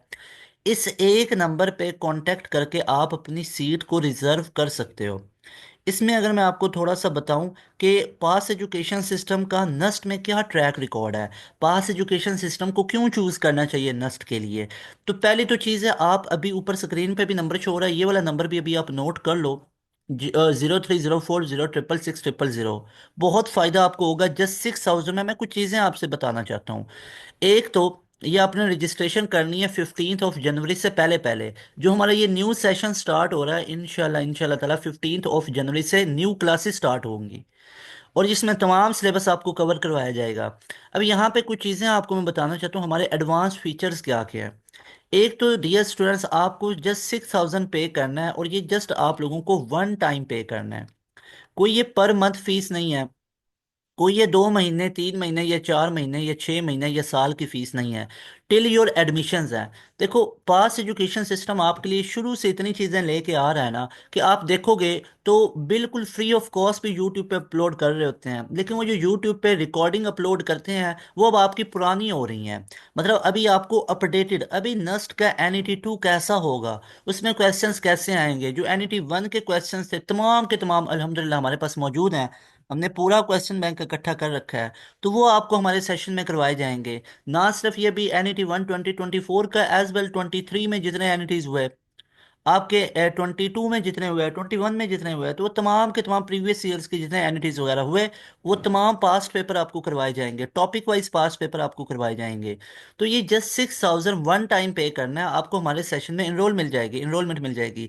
जैसे आज के डेट के अंदर ही कोई स्टूडेंट अपनी इनरोलमेंट लेता है, जैसे आज अपना 9 10 11 जनवरी 12 जनवरी को आप अपनी इनरोलमेंट लेते हो, तो आज के दिन में ही हम आपको एक पूरा रिकॉर्डेड सेशन दे देंगे। उसमें आपके फिजिक्स, मैथ, केमिस्ट्री तमाम के तमाम रिकॉर्डिंग अवेलेबल होगी। आई नो कि नस्ट के अंदर आपका जस्ट फिजिक्स, मैथ और इंग्लिश आएगा, लेकिन इस एक हमारे प्रीमियम सेशन के अंदर, इसको प्रीमियम इसलिए बोला जा रहा है क्योंकि इसमें ना सिर्फ आपका नस्ट का एंट्री टेस्ट तैयार होगा, बल्कि इसमें आप लोगों का नस्ट के NET के साथ साथ, NET चाहे आप लोगों ने 2 तैयार करना है, चाहे 3 तैयार करना है, चाहे 4 करना है, एक तो ये तैयार होगा। साथ में UET का ECAT आप लोगों को तैयार करवाया जाएगा। साथ में आप लोगों को कॉम सेट्स का NTS तैयार करवाया जाएगा। याद रखो, हम कॉम सेट्स के ऊपर भी कई चीज़ें लेके आ रहे हैं, यूट्यूब पे देख सकते हो। और सोचो फिर हमारे प्रीमियम सेशन में किस लेवल की तैयारी करवाई जाती है, कि कॉम सेट्स का, NTS का, UET नेस्ट का हमने यूट्यूब पे भी इतना अपलोड कर दिया हुआ है कि इतना आपको लोगों के पेड सेशन में भी चीज़ें नहीं मिलेंगी। ठीक है, दुआ है इससे ज़्यादा अच्छी मिलें उधर भी, लेकिन थिंग इसके, हमें पता है कि हम किस लेवल की चीज़ें आपके लिए लेके आ रहे हैं। तो हमारे यूट्यूब के ऊपर इतनी चीज़ें मौजूद हैं, तो हमारा जो पेड सेशन है जो कि जस्ट 6,000 में, उसमें हम कितने प्रो लेवल के बच्चों को तैयारी करते हैं, तैयारी करवा रहे होते हैं। तभी तो रीज़न है ना, कितने रिजल्ट्स आ रहे होते हैं। लास्ट पर रिजल्ट्स भी शो करवाता हूँ। कॉम सेट्स की भी होगी, NTS नेट की भी तैयारी शामिल होगी, चाहे आप लोगों ने नेट की तैयारी करनी है। अगर आप लोगों ने नेट की तैयारी करनी है, NTS नेट की, अगर आप लोगों ने लैट की तैयारी करनी है, लॉ के किसी टेस्ट की तैयारी करनी है, बहरिया यूनिवर्सिटी की तैयारी करनी है आप लोगों ने, इसके अलावा अगर आप लोगों ने जीके इंस्टीट्यूट की तैयारी करनी है, अगर आप लोगों ने प्यास इंस्टीट्यूट की तैयारी करनी है, अगर आप लोगों ने MD कैट की तैयारी करनी है, जो नेशनल MD कैट होने जा रहा है उसकी तैयारी करना चाहते हैं आप लोग, इसके अलावा आप मेहरान यूनिवर्सिटी की तैयारी करना चाहते हैं, बहुत टॉप क्लास ये यूनिवर्सिटी है। इसके बाद अगर आप एनईडी इंजीनियरिंग यूनिवर्सिटी की तैयारी करना चाहते हैं, दाऊद यूनिवर्सिटी, डाउ यूनिवर्सिटी की, आप हबीब यूनिवर्सिटी के स्कॉलरशिप की तैयारी करना चाहते हैं, आप आईबीए लम्स की तैयारी करना चाहते हैं, आप सैट की तैयारी करना चाहते हैं, तो ये तमाम प्रिपरेशंस आपको जस्ट 6,000 में ऑफर की जाएंगी, और ये भी जस्ट वन टाइम पे करना है, वन टाइम। तो इतनी कंप्रीहेंसिव प्रिपरेशंस जस्ट 6,000 में, इतनी तमाम फीचर्स 6,000 में। अब मैं आपको बताता हूँ, यूनिवर्सिटी तो ये सारी आपको करवाएंगे, और साथ में पूरा रिकॉर्डेड सेशन भी देंगे इन तमाम यूनिवर्सिटीज का। साथ में मैं आपको बताता हूँ कि how we will prepare you for your entry test. तो हमारी एक्चुअली तीन फेजेस होती हैं। एक फेज वन होगी, एक हमारे पास फेज टू होगी, और एक हमारे पास फेज थ्री होगी। अब इन तीनों फेजेस के अंदर हमारे पास क्या क्या चीज़ें होंगे। सबसे पहले डियर स्टूडेंट्स, आप लोगों को फेज वन में, इसका नाम होता है सिलेबस कवरेज, पूरे का पूरा सिलेबस कवर करवाया जाएगा इंशाल्लाह विद इन 1.5 और 2 मंथ्स। 1.5 से 2 महीने में आपको पूरा सिलेबस खत्म करवा देते हैं। हमारे पास इस कैलिबर के टीचर मौजूद हैं कि वो आपको 15 डेज में पूरा सिलेबस खत्म करवा सकते हैं। वो आपको 1 मंथ में पूरा सिलेबस खत्म करवा सकते हैं। और इस चीज़ का प्रूव है, आप यूट्यूब पे देखो कि एक हमारा जो एंड गेम है उसमें हमने पूरी फिजिक्स को खत्म करवाया 12 से 13 घंटों के अंदर। तो एक दिन में जब हम पूरी फिजिक्स करवा सकते हैं, अब डेफिनेटली यहाँ पे ये चीज़ समझनी पड़ेगी कि टाइम ड्यूरेशन के हिसाब से चीज़ें आपकी वेरी करती हैं। हमारे सेशंस की ख़ास बात यह है कि इसमें कोई चीज़ आपको छुड़वाई नहीं जाती है, क्योंकि नस्ट की पॉलिसी को देखो तो उसमें सिलेक्टिव चीज़ें करके जाने वाला बच्चा कभी कामयाब नहीं होता है। अल्टीमेटली आपको तमाम चीज़ें करना पड़ती है 100%। तो हमारे सेशन की ब्यूटी ये है कि आपको कोई चीज़ छुड़वाई नहीं जाएगी, 100% तमाम सिलेबस, तमाम सब्जेक्ट्स का कवर करवाया जाएगा 2 महीने में। टॉपिक वाइज आपको तमाम लेक्चर दिए जाएंगे, लाइव क्लासेस होंगी, कोई हफ्ते में 1-2 दिन वाला आपसे कोई ड्रामा नहीं किया जाएगा। आपको लगातार 6-7 दिन क्लासेस मिलेंगी, 6 से 6 दिन आपको क्लासेस मिलेंगी। और एक आप लोगों का सैटरडे वाला दिन टेस्ट डे होता है, जिसमें इंग्लिश और किसी साइंस सब्जेक्ट का साथ टेस्ट लिया जाता है। 7:30 टू 10:30 तक हमारी डेली बेसिस पे लाइव क्लासेस चलती हैं, जिसमें आपको हर सब्जेक्ट का एक्सपर्ट बंदा पढ़ा रहा होता है। और इसमें एक टॉपिक को पढ़ाते पढ़ाते जब पूरा चैप्टर खत्म हो जाता है, जैसे हम आपको 2 लेक्चर्स में एक चैप्टर खत्म करवा देते होते हैं, या 3 लेक्चर्स में भी अगर ज़्यादा लेंथी और मुश्किल है तो, उस 3 लेक्चर्स के बाद चैप्टर खत्म हुआ टॉपिक वाइज करके, और टॉपिक वाइज 10 से 15 एमसीक्यूज आपको साथ साथ करवाते गए। जैसे ही चैप्टर खत्म हुआ तो उसके लास्ट पे एक चैप्टर का टेस्ट लिया जाता है, क्विज बेस, उसी सॉफ्टवेयर पे टेस्ट लिया जाता है। जैसे आपका नस्ट में आता है, जैसे आप लोगों का फास्ट में आएगा, जैसे आप लोगों का मेहरान में आएगा, उस पैटर्न पे आपका एक टेस्ट लिया जाएगा, और उस टेस्ट की फिर लाइव क्लास में इवनिंग में डिस्कशन करवाई जाती है कि बेटा आपने ये मिस्टेक्स की हैं, इसको कवर कर लो, ऐसे कर लो। उसके बाद हमारा सेकंड फेज स्टार्ट हो जाता है, that is called revision phase. अब रिवीजन फेज के अंदर आपको तमाम सिलेबस की मल्टीपल टाइम रिवीजन करवाई जाएगी, जिसमें आपकी चैप्टर वाइज रिवीजन होगी, जिसमें आपकी क्वार्टर बुक की रिवीजन शामिल होंगी, जिसमें आप लोगों की हाफ बुक की रिवीजन शामिल होंगी, जिसमें आप लोगों की एफ एल पीज की रिवीजन शामिल होंगी, फुल लेंथ जो जिसमें आप लोगों की फुल बुक की सॉरी रिवीजन शामिल होंगी। ठीक है, हाफ बुक फुल बुक की रिवीजन होंगी। अब रिवीजन्स के साथ साथ भी डियर स्टूडेंट्स आपको तमाम एमसीक्यूज फैसिलिटेट किए जाएंगे, तमाम एमसीक्यूज आपको दिए जाएंगे हमारे पोर्टल के ऊपर, हमारी ऑफिशियल वेबसाइट पे। फेज थ्री में हमारा एक कंप्रीहेंसिव टेस्ट सेशन होता है, इस फेज का नाम है कंप्रीहेंसिव टेस्ट सेशन। तो इस टेस्ट सेशन की फेज के अंदर आपसे चैप्टर वाइज टेस्ट लिए जाएंगे, आपसे क्वार्टर बुक के टेस्ट लिए जाएंगे, आपसे हाफ बुक के टेस्ट लिए जाएंगे, आपसे एफ एल पीज लिए जाएंगे, 5-5 10 10 एफ एल पीज होते हैं। और उसके बाद आपसे लास्ट पे मॉक टेस्ट लिए जाते हैं, फुल लेंथ पेपर और फुल उस पैटर्न पे टेस्ट लिए जाते हैं जिस तरह आपका नस्ट में आता है, मेहरान में, एनईटी में, आईबीए में, लम्स में, जीके के अंदर, प्यास के अंदर, तो उस पैटर्न पे आपसे मॉक टेस्ट लिए जाते हैं। तो dear students, this is how we will prepare you in our phase one के अंदर, and then phase two, and then phase three. Remember, in तमाम फेजेस के साथ साथ आपको एक और चीज़ मिलने वाली है, दैट इज रिकॉर्डेड लेक्चर्स। वो बच्चे जो ये लाइव क्लासेस नहीं ले सकेंगे उनको तमाम रिकॉर्डेड लेक्चर्स दे दिए जाएंगे।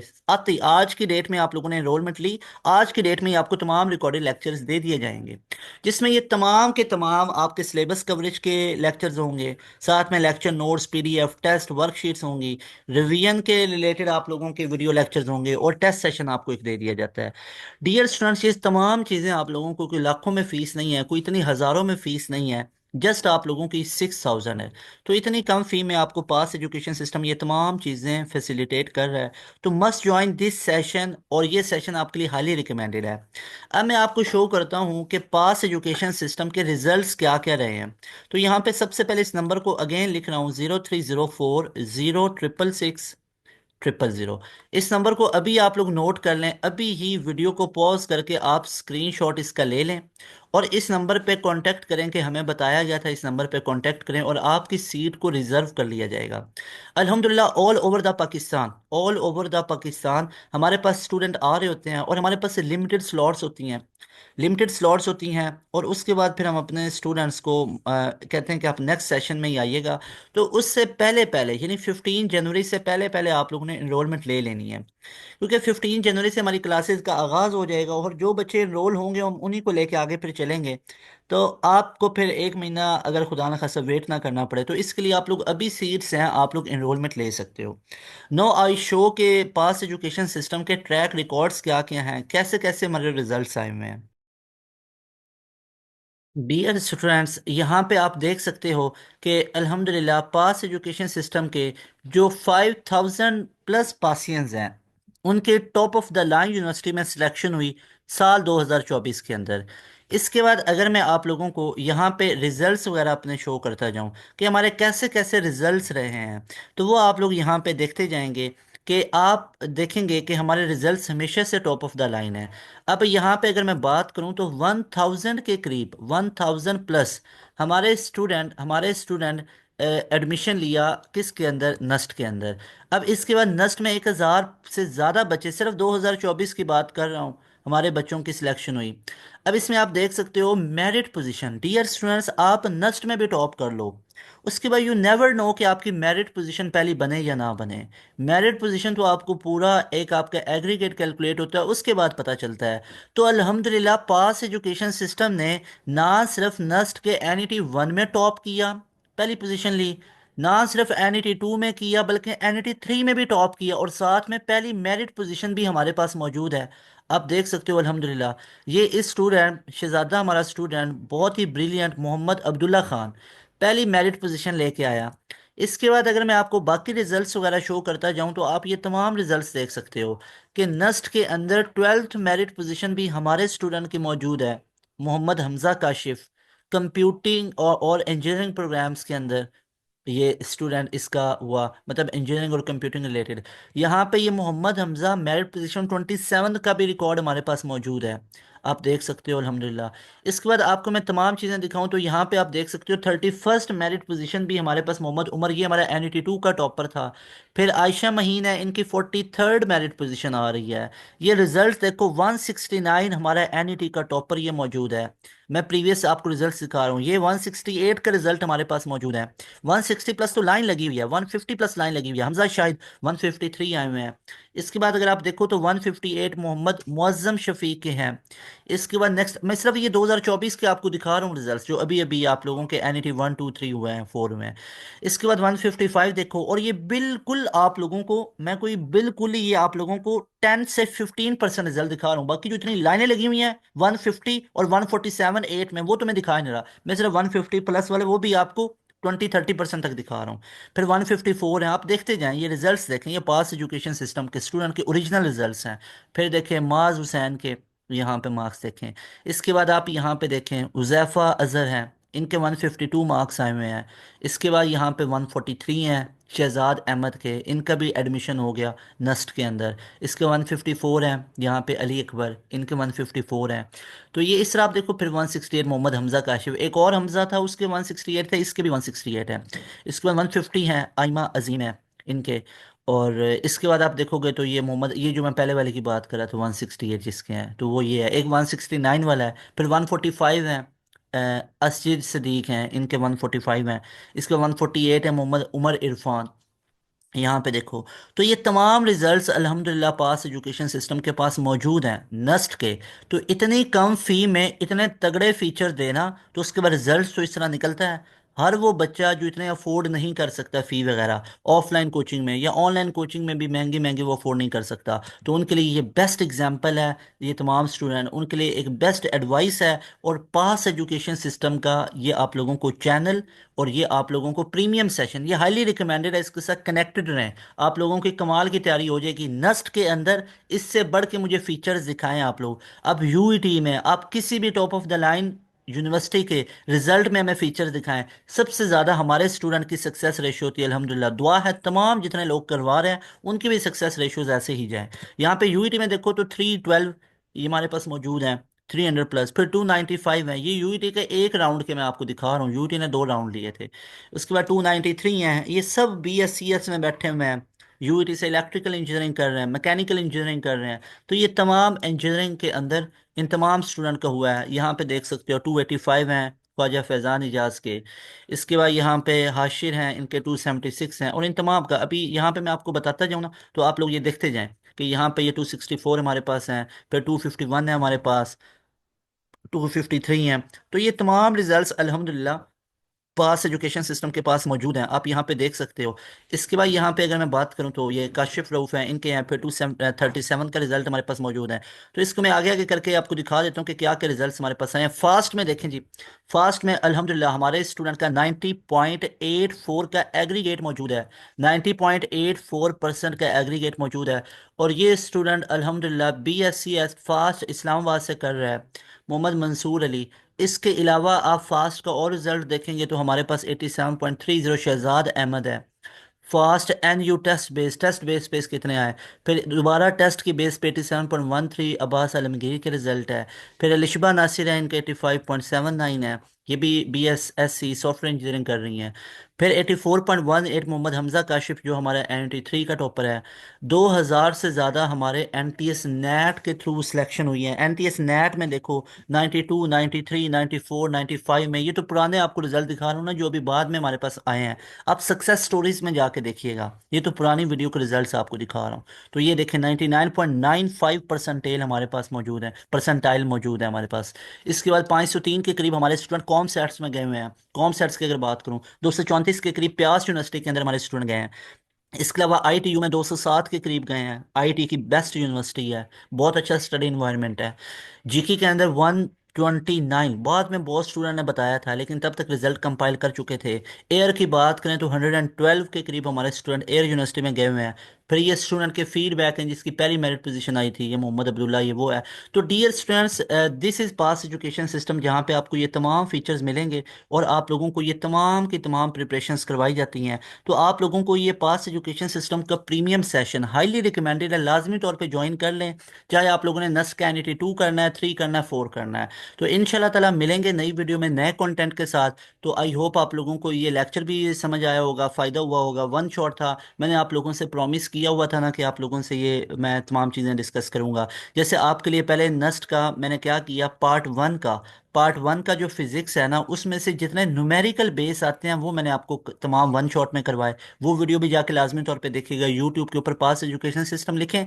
पास एजुकेशन सिस्टम के बाद आप उसकी रीसेंट वीडियोस में जाएं तो आपको नजर आ जाएगा। और आज की वीडियो के अंदर हमने पार्ट 2 फिजिक्स के भी तमाम न्यूमेरिकल बेस कॉन्सेप्ट्स और उसके क्वेश्चंस को समझा। आई होप आप लोगों को इससे फ़ायदा हुआ होगा। अगर फ़ायदा हुआ है तो लाजमी तौर पे वीडियो को आप लोगों ने आगे भी शेयर करना है अपने फ्रेंड सर्कल में। और साथ मुझे कमेंट सेक्शन में लाजमी तौर पे बताना होता है कि आपको कितना फ़ायदा मिला है। मिलेंगे नई वीडियो में, मुझे दे इजाज़त, तैमूर हसन को दे इजाज़त। अस्सलाम वालेकुम, अल्लाह हाफिज़, पाकिस्तान जिंदाबाद।